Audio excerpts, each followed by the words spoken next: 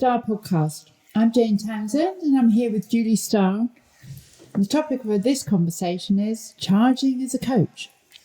Julie, what made you choose this as a topic? What was in your mind? Just because this whole area of charging money, again, it's this British thing, isn't it? Do we talk about what we charge? Do we talk about how to ask for money? How comfortable are we in our Great British Reserve around?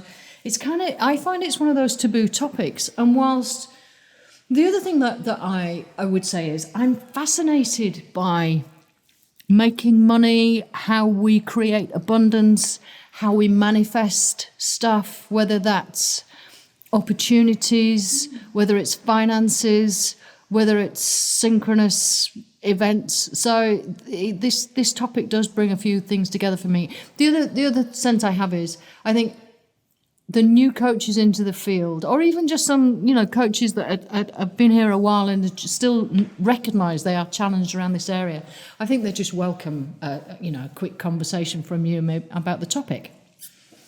It is something that I noticed that a lot of coaches, the one area that coaches don't like to talk about with each other. Yes. I don't know if that's fair, but that's certainly my experience. Yes. So one thing that people never talk about. Yes, although you and I have talked about it, I'm sure. Yeah, it is, and for all those reasons, it's just our sensitivities around the topic. And one of the things companies or organisations are always trying to do is to keep the fees as low as possible. You mean client organisations? Client organisations, yes. Yeah. So when you're asked to do some coaching, the first thing is how much do you charge? Which is a huge trap, isn't it? It's a huge trap because it's laden, and depending on your persuasion, you could hear that as how little do you charge, or how much dare you charge, or simply a question about your fee structure. It could be, an innocuous, harmless question, but for some people, it puts them in an absolute pit. Yeah, and I felt it myself, especially if they're client organisations in particular sectors as well. Like for, say, third sector organisation versus a more commercial organisation. Yes. And it's, we haven't got much money, our budgets are really tight.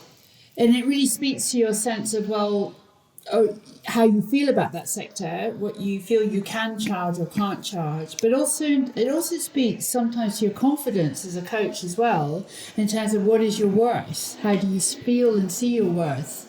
And there you are, right in the domain, my heartland of this whole manifestation, how things come to us. My experience has been that as my self-esteem has grown as a coach, as my surety, my clarity of identity as a coach, so has my confidence risen, so has my charging rate. Absolutely. I kind of, if I could graph it, like, here's your self-esteem, here's your confidence, here's the surety in the conversation. It has an absolute financial, tangible outcome for me. And where I look at where historically I may have wavered, where I may have spooked myself, where I may have sabotaged myself with this insidious conversation around, you're not worth that, you're not as good as them, or this isn't this kind of situation, or they looked at you funny during the conversation, whatever it might be. Where I look at where I have played a less stronger hand, it has always been down to those personal senses of insecurity or lack of trust of myself in the situation. And that has a definite outcome for me. It has a definite outcome in financial terms. The other thing I would say is, so what I mean by that is you can charge too little and end up doing a lot of work for a little money, which we've all done. And then you end up feeling like a beast of burden, and you're resentful, and your well-being and overwhelm starts to suffer as a result. You can charge too much for the situation and lack resonance with the situation. So you might be overblown. But the reason why you might be overblown might be as much because you didn't sound like you were worth it when you asked for it, as it is you have misjudged the situation. And then between those two stools, undercharging, overcharging, there's this little tinkly bell that you're wanting to ring, which is, this values me appropriately in this environment, and this acknowledges the contribution that I make to you, and this is a fair exchange in terms of what I think is good for us both. So it really does become a win-win, and it has to be an equitable exchange of energy, and money is an energy. It has to be an equitable exchange of energy that keeps all of the work that flows from there in a sense of balance and equilibrium. Because, for example, if you're charging too little and you end up getting a lot of work because, you know, you're working for an organisation that will allow that and actually tolerate that and keep piling that upon you, then that isn't equitable. In the converse, where you have overcharged, you build up either a sense of disproportion with yourself or a sense of resentment from people around in the organisation, and it gets noticed. So there is a bit of a balancing act here, isn't it? It does sound like I'm describing a tightrope walk, and I don't want it to, because I'm sure it's a range rather than a rope. But certainly it's something, it's one of those areas that becomes important over time, I think. And sometimes I suppose when you're saying that balancing act is quite tricky as well, because sometimes you'll be thinking about different charging rates. Well, I know I do, in terms of different levels in an organisation. Yes. Does that make a difference, the levelling of where you're working? Because you're tending to work at very sort of experienced senior levels in organisations, I suppose. Yes, and it's important. So it's the range thing is absolutely important to the field you're working in. And it's important to understand that, as you say, charitable sector pays, or perhaps local government might pay less than investment banks in Canary Wharf, or professional services, or retail pays differently than manufacturing, perhaps not. SMEs, small to medium enterprises, might pay less. And this isn't always my experience either. So what I'm saying is there are no black and whites in any of this. There's your personal sense of what you think you're worth. That is informed by the environment you are aiming to work in.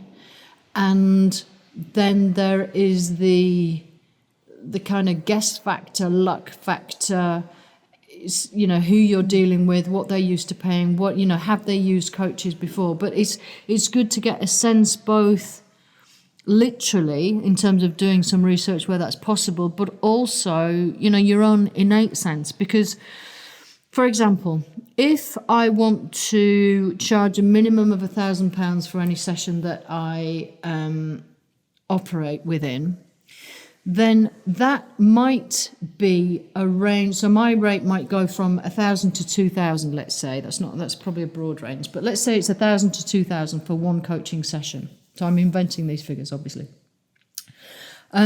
Where I have that range and somebody else is saying to me, we don't pay that, then I've got choices, haven't I? Which is, I can do it for what they're offering, which appears to be £300 a session, or I can say no to the work and decline it. And where the discrepancy, the disparity is that great, I would recommend anybody where you are used to working at £1,000 a session and somebody wants to reduce that by such a grand amount, don't take the work, because you will devalue yourself to yourself and you will devalue yourself to other people. And there will be people listening that say, well, that's all very well and good because you're established, you can charge £1,000 a session. I've just got out of my training and for me, £300 a session would be brilliant. Then I'll say, well, great, start there, work up, get your own personal sense of what feels equitable. But again, if you're comfortable at working for £300 a session and somebody offers you £75 a session, I would say where you've got existing work and a portfolio of clients that are all paying £300 a session, don't devalue yourself to £75 a session, because again, you are devaluing yourself in the marketplace.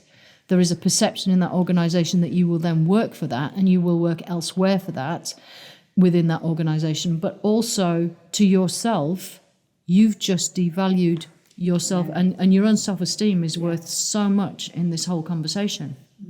Does that make sense? Yeah, it makes perfect sense. And I think when you get to that equation or that question in your mind, if you do take that work, through time, that assignment can become very burdensome, or can feel very burdensome to you, because you feel like you're doing work that's coming through. And I suppose that takes me, just struck me when we were talking there in terms of charging fees per session. And often coaches will say, I'm going to give a free chemistry session. So if you think about the coaching assignment in its entirety, what are your thoughts around that? About how you charge for? Do you charge for every single element that is engaged around? No, I don't, because you raise such a good point, and I'd lost this point in the way that I was discussing it.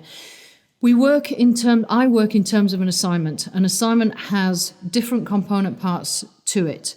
It has a sense of a beginning, what I call initiation. It has a sense of a middle, which is where you're working ongoingly with somebody, and then you have this completion phase. And within that relationship you're having with somebody, there are different elements to it. Some of that might be pre-work, some of it might be face-to-face sessions or Skype sessions, telephone coaching, email backup, profiling. I do stakeholder interviews to gain feedback for an individual. There are different component parts of a package of work that you are proposing, or I am proposing to work with somebody. So I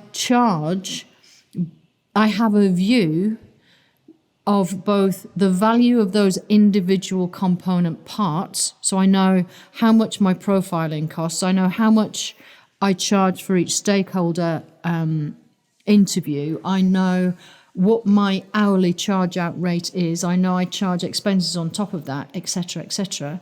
And ordinarily, when I am pitching for a piece of work or pricing for a piece of work, I'm giving them the package price. So I'm saying my normal assignments are 6+1 sessions. They have telephone coverage between. There is normally 3 telephone calls of perhaps 30 minutes. I'm kind of giving you this vanilla assignment that says generally, typically in 80% of cases, this is the shape of an assignment. Outside of that, when you say to me, okay, but we want more telephone coaching than we do face-to-face, or we want more face-to-face with no telephone, or we want more stakeholder interviews, then I can either recost that. So all I'll do is go into my Excel spreadsheet and say, okay, if I have 3 of those, not 2 of those, or if I have a longer one of those, or if there's 9 of those, not 8 of those, then I can reprice accordingly. The other thing that I can do is say, if you want to see me, we've had an assignment, it lasted 6 or 8 months long. In a year's time, I think I just need 3 top-up sessions. What will that cost? Again, I have a charging basis. So again, it comes back to professionalising your approach. Have a basis for charging that is credible, and be able to discuss it clearly and confidently in a way that engenders trust between you and the person that you're negotiating with. And if you create a package in that way, you create a basis to charge from, in which you've got options and choices about what you can offer. And your client will have a professional view of what you're doing, because you are offering a professional package. Yes, which kind of helps with the earlier points, doesn't it? Because where we have boundaries, where we have ranges, where we've done our research, we then make that so much more credible by giving it some substance. The other thing that I would say is the more substance you have behind why you're charging what you're charging, not that you want to convince people on the why, but the more substance personally you have behind what you're charging, the more credible, the more clear, the more lined up you are when you are asking for money. And that means when you are asking for money or emailing with a series of charges and an explanation and a breakdown. It just gives you a different focus that isn't about the number. And for some coaches, that's a super important thing, because they don't want to focus on the number of £300. And I wouldn't encourage people that are feeling weird or strange or dodgy to end any sentence or statement on the number. I would keep talking. And what I mean by that is, somebody says how much you charge per session, and you say it's £300. You can see how that lands like a brick in somebody's pond. If you say, I charge £300 for a session, typically sessions are between 1.5 and 2 hours long. The initial sessions tend to be a little bit longer. Telephone coaching is charged slightly different. You can see what I'm doing. I'm keeping the conversation going, and the conversation is more around the service and the approach than it is about the number. And so if I was to leave anybody with a top tip, that would be it. Learn to discuss it in ways where you're comfortable, they're comfortable, and get beyond this weird snagging factor of a number for some people, because it can really trip you up. Another trip hazard avoided for today. Lovely. Okay, great discussion. Thank you, Julie, and thank you to our listeners for being here. Go well with your coaching.